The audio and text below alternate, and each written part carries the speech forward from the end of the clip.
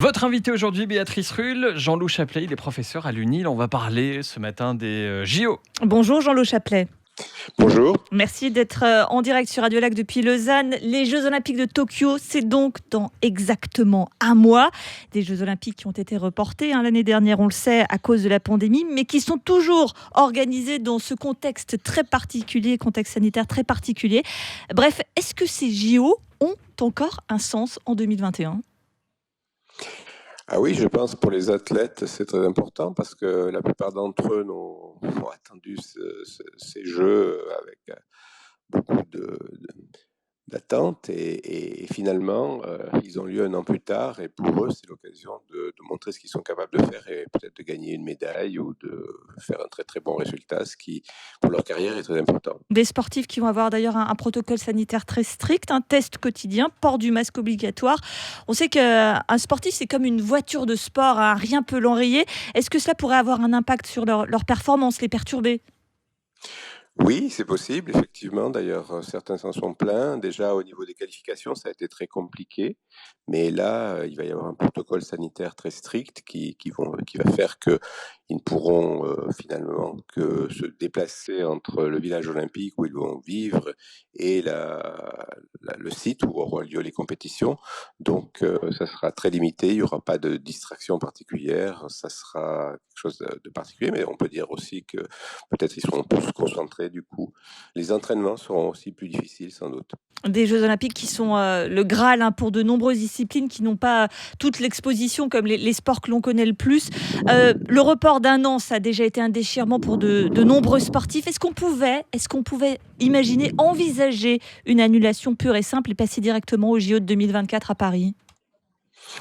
Bon, ça a été fait dans le passé, mais effectivement, aujourd'hui, annuler les Jeux, c'est très compliqué pour les athlètes. Ça serait aussi très compliqué pour le mouvement olympique qui vit en fait du financement obtenu par les Jeux. Ça aurait été aussi très compliqué pour les organisateurs parce que le Japon tenait absolument à organiser ces Jeux pour des questions géopolitiques aussi. Et donc, finalement, la solution qui a été retenue, c'est un an plus tard, peut-être 2 ans plus tard, aurait été mieux, mais finalement, on ne pouvait pas reporter trop non plus parce qu'il y a tout un calendrier international d'événements sportifs qui se déroule et qui a été bouleversé d'ailleurs par le report d'un an déjà. Vous l'évoquez, les Jeux Olympiques, il y a un aspect économique extrêmement important. Le CO touche 10% des recettes de ces Jeux Olympiques. Est-ce que les JO ne sont pas devenus, avec les années, une espèce de machine à cash ?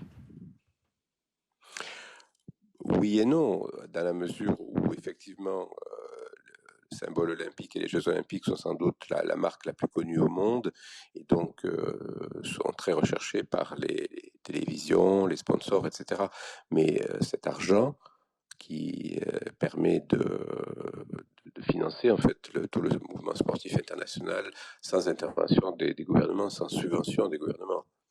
Vous évoquiez l'aspect géopolitique, géostratégique pour le Japon, du fait de l'organisation de ces JO. Quelle est l'importance de l'organisation des Jeux Olympiques pour un pays ? Ce n'est peut-être pas évident pour tout le monde. Alors elle est capitale, ceci depuis très longtemps en fait, depuis finalement Berlin 1936 ou en tout cas après la Deuxième Guerre mondiale. Parce que les pays voient la possibilité de rejoindre le concert des nations. C'était le cas par exemple du Japon en 1964, après la défaite de la Deuxième Guerre mondiale, moins de 20 ans après la capitulation du Japon. C'était le cas aussi d'autres pays qui veulent atteindre le niveau international, par exemple la Corée en 1988 avec Séoul. C'est aujourd'hui encore, c'est un signe que les pays sont de retour sur la scène internationale ou alors y accèdent de plein droit, par exemple Rio 2016, le Brésil. Alors, une importance géostratégique pour les pays, pour les gouvernements, mais il y a seulement un tiers des Japonais qui est favorable à ces Jeux Olympiques, selon un dernier sondage publié lundi. Seuls 10 000 spectateurs maximum seront autorisés sur les sites, pas de spectateurs étrangers. On en est quand même très très loin de l'engouement populaire que devraient avoir ces JO. Oui, c'est exact. De ce point de vue, les JO de Tokyo seront très différents de précédents JO auxquels j'ai assisté.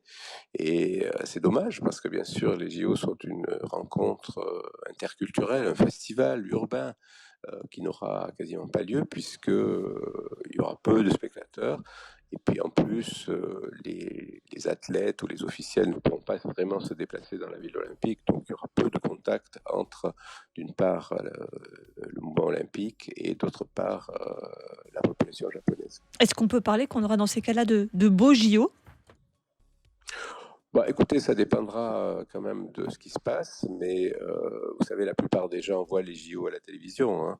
Plus de 3 milliards de personnes voient les JO à la télévision, donc effectivement, ceux qui ont l'habitude de les voir sur place ou de vivre dans la ville ce festival interculturel dont je parlais, bah, bien sûr, ils seront frustrés, mais ça représente un minuscule pourcentage de l'audience mondiale des JO. Pour terminer, Jean-Loup Chaplet, vous n'échapperez pas à la question. La discipline ou le sportif que vous attendez le plus pour ces Jeux Olympiques de Tokyo? C'est plutôt ceux qui ne viennent pas qui font actuellement les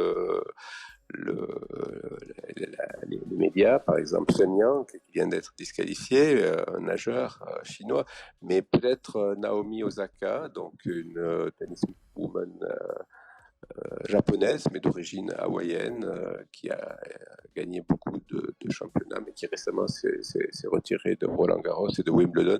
Donc elle est très attendue à Tokyo. Ce sera peut-être la figure des Jeux de Tokyo. On aura donc un œil sur Naomi Osaka lors du tournoi olympique. Merci beaucoup Jean-Loup Chaplet. Je rappelle que vous êtes professeur à l'Institut de hautes études en administration publique à l'UNIL, ancien membre du CIO d'ailleurs. Merci d'avoir été sur Radio Lac ce matin. Excellente journée à vous.